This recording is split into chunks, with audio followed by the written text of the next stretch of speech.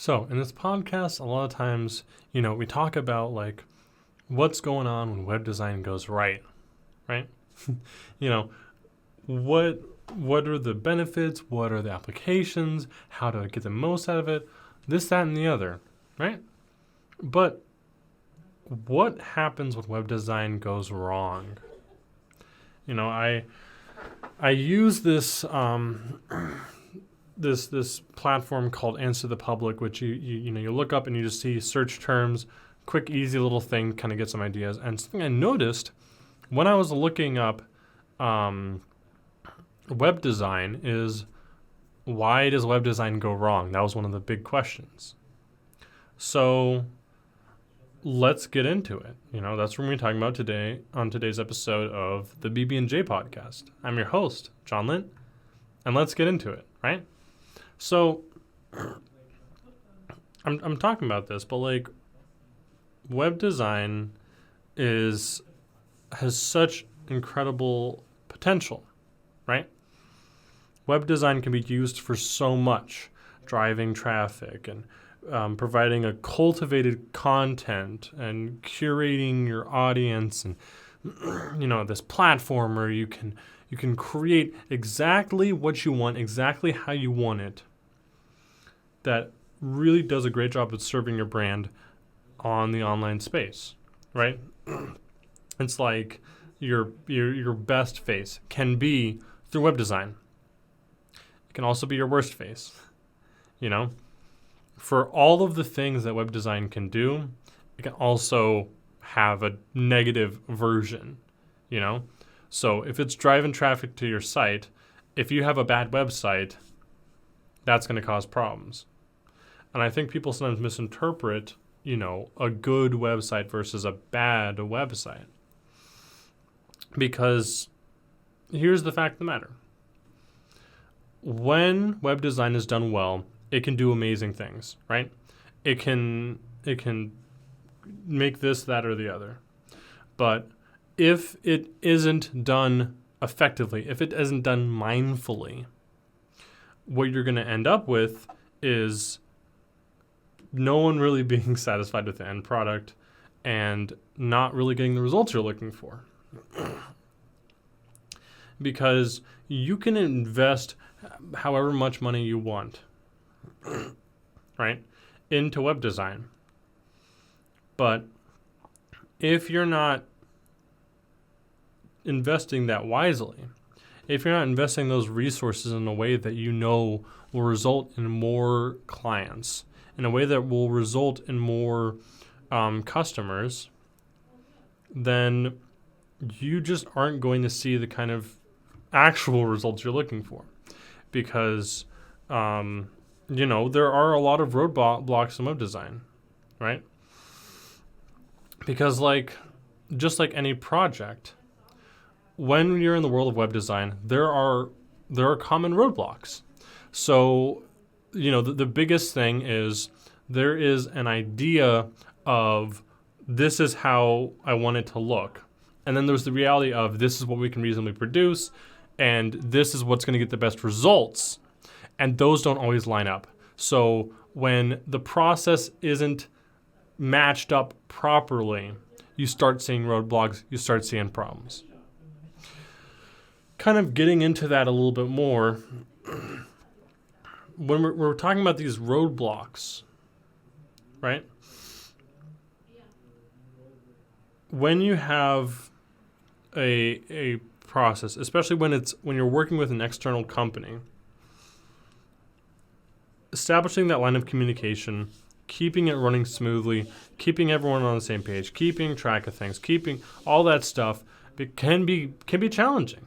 I mean, I'll recognize that, If you're trying to do a website redesign, for example, and you're working with an external company, you might have that back and forth. Oh, well, I don't know about this. Can we change this, that, and the other? And, at a certain point, that can become counterproductive, where you're not changing things in a way that's actually going to result in a better end product. Because, that one image that you see on some random page might be, 0.05 pixels smaller, but like, does that lead to increased traffic? And that kind of transitions into my next point, which is when you're doing web design, when you're, either getting someone to do web design or you're the web designer yourself, establishing those goals is critical. So if you're working with a web designer or if you're a web designer yourself, make sure that both parties have clear goals established. Because if you don't know what you want going into it, you're just going to meander around everywhere, right? If you don't start off with concrete goals with a purpose, you're not going to be fully satisfied, when things the way things shake out. Because if you start the process, if you start a web design project with concrete goals in mind, both the web designer and the client have those goals. You just focus on, can we achieve this? Can we get the most out of them? Can we do this, right? If I'm like, I want to drive more traffic to my website, then that is a concrete goal, right? So I want to do, now it's not a question of like, okay, well, what should we do to make it look better? It's like, what can we do to this website to drive more traffic to it? Or I'm launching a new product and I need a landing page and I want to drive traffic to that. What do we need to do to drive traffic to that landing page? What do we need to do to get people to fill out a form? What do we need people to do to, do X, Y, and Z, to sign up for a newsletter, whatever you're trying to do, buy a product. If you go in with thinking about, this is what I want accomplished, and you present that to a web designer, or if you're the web designer, you establish that with the client early, then that's something that can kind of keep you guys grounded, keep the project flowing, and keep it doing what it needs to do. Because then you'll have a situation where it's like, okay, I kind of want to do this, but is this going to advance these goals? Is this for the purpose of this web design project? Because if it's not, then you don't need to be wasting your time with it. Because what's going to happen is you're going to get sidetracked and a bunch of different things, little bits here and there, and you're going to end up not devoting the resources, time, money, and resources you need to accomplish those.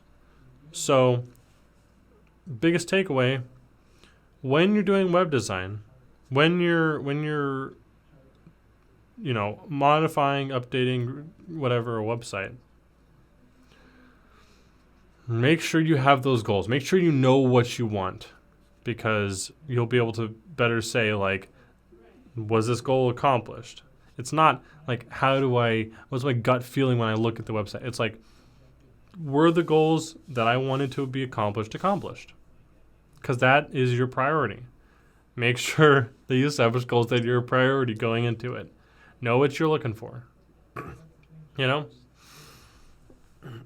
And that kind of transitions into the last point, which is like, something that is important. Something that, beyond goals, because even that, it can get kind of twisted, right? And that's getting off track. I mean, this isn't something, getting off track isn't something that's unique to web design. It's not something that's unique to getting your site built, optimized, enhanced.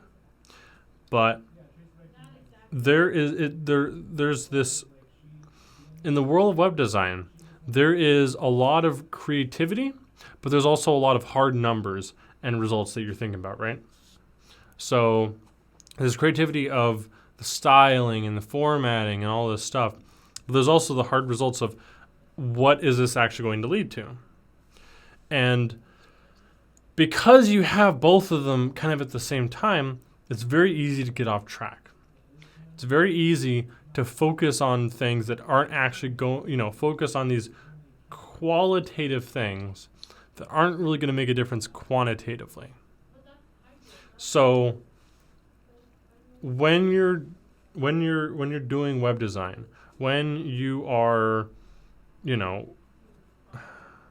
when you're, especially like if you run a business, right, and you're working with a web designer, and you're trying to get these things done. We already talked about like establishing the goals. Make sure that you're staying on track with that.